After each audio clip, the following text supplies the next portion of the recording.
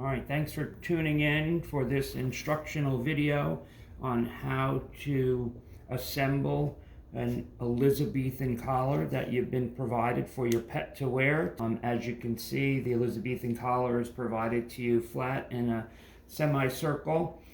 It has 3 short tabs and 1 long tab, and several areas where there are slits for inserting those tabs into on the Elizabethan collar. The collars come in several different sizes based on the size of your dog, both its body and its head and the length of its nose. On occasion, the size of the collar, based on the size of your dog's head or neck or body or nose, will be a little bit larger, and on occasion you'll need to trim down the width of the collar to make it a little bit more manageable.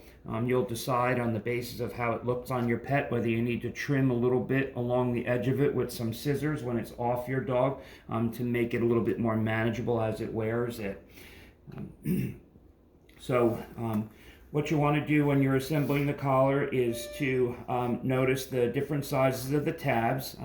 The long tab is used for closing down the diameter of the Elizabethan collar. Yeah. You'll see on the collar that there are 3 sets of pairs of slits, 1, 2, 3, that will create the diameter for your dog. When you bring it together in a diameter, you'll see that the slits will line up with a pair of holes where you'll be passing the long tab through. You want to choose a diameter that's going to be snug but not tight around your dog's neck. You should be able to fit your fingers between your dog's neck and the collar comfortably when the collar is fully assembled. So pick a set of slits over the holes that you're going to be using to create that diameter that's going to be comfortable for your dog's neck, 1, 2, or 3. The long tab should be on the outside as you're assembling that. So put the 2 holes over top of the pair of slits. Take the long tab and pass it through from outside to inside.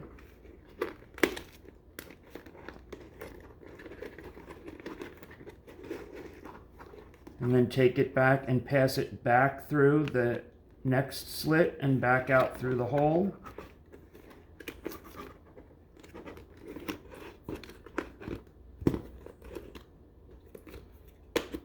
And do the same thing for the next set of slits at the far end of the cone. And then you can tuck that loose end in the last slit at the end of the diameter of the cone. And that creates the diameter of the cone that should fit comfortably over your dog's neck. It also creates one of the loops that'll be used to secure the cone to your dog's neck. The shorter tabs are then used to create the other loops that will connect the cone to your dog's neck. You're going to want to pass them through each of the slits, first the closest one, and then back through to the outside, through the second slit.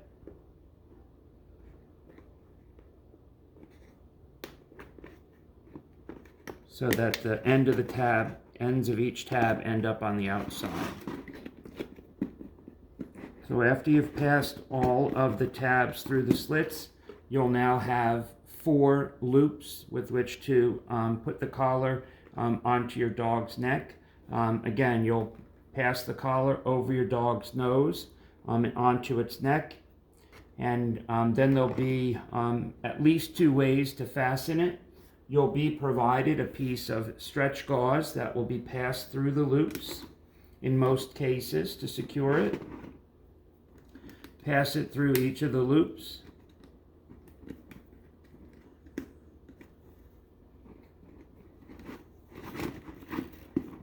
And then tie it using a standard bow as you would for a shoelace.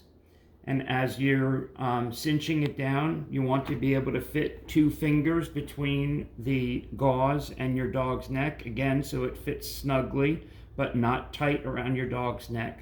and tie it with a bow as you normally would for a pair of sneakers. The other option for securing it to your dog's neck is to use your dog's collar, and in the same way that you've passed the gauze through, you pass the dog's collar through the loops that have been created, and then you secure your dog's collar in between the two loops, and that will secure it on there as well. That concludes the video on how to assemble it. Any questions, please contact us or your regular veterinarian for any help with the collar.